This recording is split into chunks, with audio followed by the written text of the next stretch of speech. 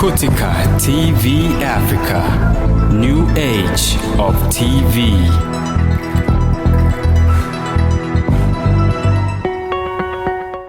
Good afternoon, ladies and gentlemen. This is Jackie, and you are on Kutika TV Africa. I am currently at Izu Hotel, where we are having auditions for Miss My Hometown Beauty Pageant. And right about now, I am joined with the legend, Mr. Innocent Kalaluka, who is part of the organizing team. And I'm just happy to get to talk to him. And finally, I have met him today. So welcome to Kutika TV Africa. Thank you very much. And I'm happy to have you today. Glad to be here. So for people who don't know you, can you just give a brief introduction of yourself? My name is Innocent Kalaluka, also known as IK. I work at ZNBC. Been a producer there, risen to the ranks, obviously. Okay. And now, I've been hosting Smooth Talk, on bread, Take to the Max, a lot of production that I've done in my career. I've been blessed to have been given this opportunity by the people of Zambia, so very humbled. Yeah, so can you just tell us about your journey? Because I have known you from way back. How's been your journey? What are the pros and cons of this industry?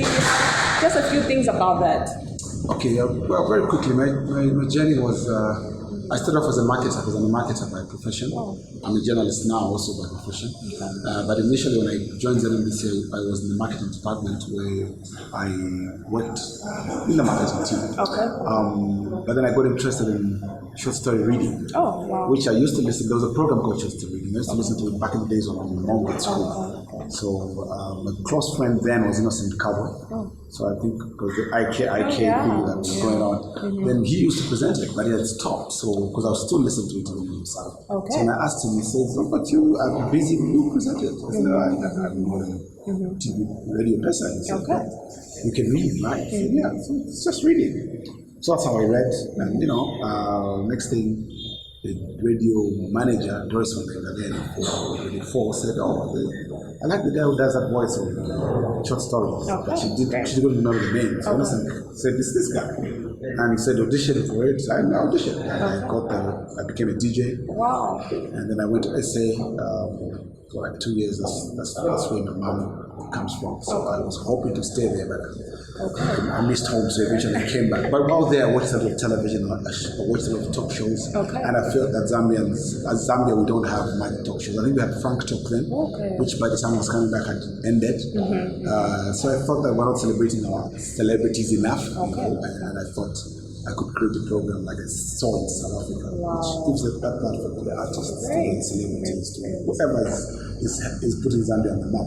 And that's basically how Smooth Talk was born, just to cut it short. So yeah, it's been running since its 20th year. So I'm very blessed. I think I've not been sick enough. I think the time that some people were writing on social media, so this guy doesn't fall sick. How come he doesn't miss out? And then I realized actually that I'm one of those lucky people. I've never missed the show because I'm sick. Amazing. So I'm blessed like that, and I thank the Lord all the time that He's kept me in very good health. Wow. So oh man, it's been a merry-go-round. It's been fun. Of course, there are what people would like to call downsides.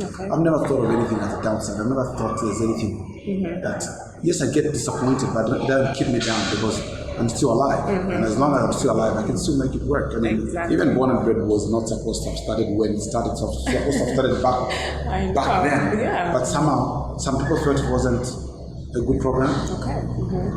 And I was disappointed, but I kept the faith. Eventually I spoke to somebody else 2 years later, they said, "Oh, it's a good program." Same program.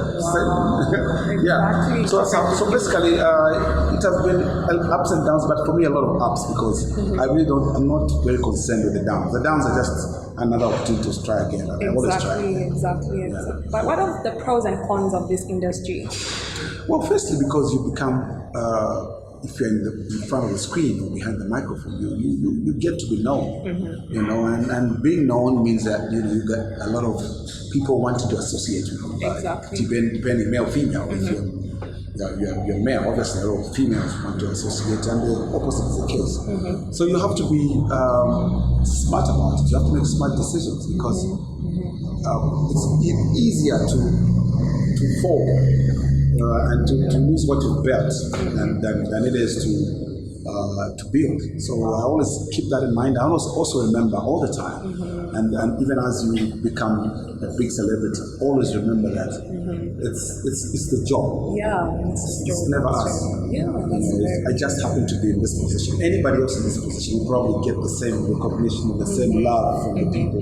So if you know that you are lucky to be doing the job, you respect it. But if you think you are the reason the job exists, you are the reason people love television, people love radio, then you're going to lose it. That's very true. Then quickly, let's move to this particular event that is taking place here. What is it all about and what are your roles? Okay, well, firstly, I'm fortunate to be the one running the event. Wow. So it's really an empowering kind of program, and I'm very excited about it. You know, the honor of the man behind it is Mr. James Ndabo. He's a Zambian businessman, but he lives in which country? South Africa, Congo, Dubai. He's got offices there, he's got houses there. He's such a successful and inspiring man. You wonder at times that he made it all in this lifetime that we're all in. Exactly. Or has he lived again? You know? But seriously, he's a very astute businessman. But also, what I like about him is he gives. You know, he likes to give to people, to help. Amazing. So he's taken people to school all over the world. He's got such programs. You know, he's helped people in the business. Whenever it comes through, people will line up to tell him their issues, and they write down what he feels he can help, he will help. But on this one, it's an idea that we came up with, and you know, we felt the girl child is very disadvantaged almost everywhere. Exactly. You know, in homes, you know, you're at school with your brother. Your brother gets home and studying, you get home, you're cooking. And then he gets good grades, you don't. And the parents decide, we only have money, we don't have much, let's just, the boy is doing well. But it's not really that the boy is doing well, it's just the boy has more opportunities to do well. So there are those issues to do with the girl child. So he felt, let's try and empower the girl child. So basically, this is an empowerment program, you know, at the end of it all, because there's a lot of money going to the girl child. But for me, most importantly, those that qualify from Petaukendola, Choma, Livingston, Saka, the 4 girls that have been picked, or ladies, go into a boot camp leading to Easter for 2 weeks, where they'll be taught financial discipline, a lot of things, such that even when the money comes, they know what to do. Because even if you give me the money today, I have 101 programs, you know, and in the end, I don't know what I've done. Exactly. So they'll try and be taught and to make wise decisions how money works, because money is a living thing. Don't treat it while it goes. So there's a lot of things that are going to be taught in that house. You know, how to be disciplined with money, how not to fall for tricksters, how to be able to give back to society, because you get $150,000 as a lot of money. Yeah, and they'll give it to you and say, look, where's your hometown? And you say Choma, or you say Petauke. Okay, so what is lacking in Petauke that you feel can be done? Then you decide how much you're going to put there. Again, as my hometown, we just come and make sure that happens. So we're teaching you how to draw up contracts, how to deal with lawyers, so that you're not being swindled, one, and two, you're smart about it, and you can grow that money, because that's the most important thing. Because no matter how much you have, it can grow. Exactly. You have to put it in places where it can grow for you. Even while you're sleeping, it's grow. If you can get to that level, then you know that you can always help the next person. Because that's what this is about, to be able to also, when you're in a particular position, lift somebody else to that position as well. So basically, that's what it's about, and you know, the response has been phenomenal. People have really come through, and we really wish the girls all the best. Wow. So before we let you go, do you have any last remarks concerning, you know, can the Kutika TV Africa, or maybe the world at large? Anything you'd love to say before you go?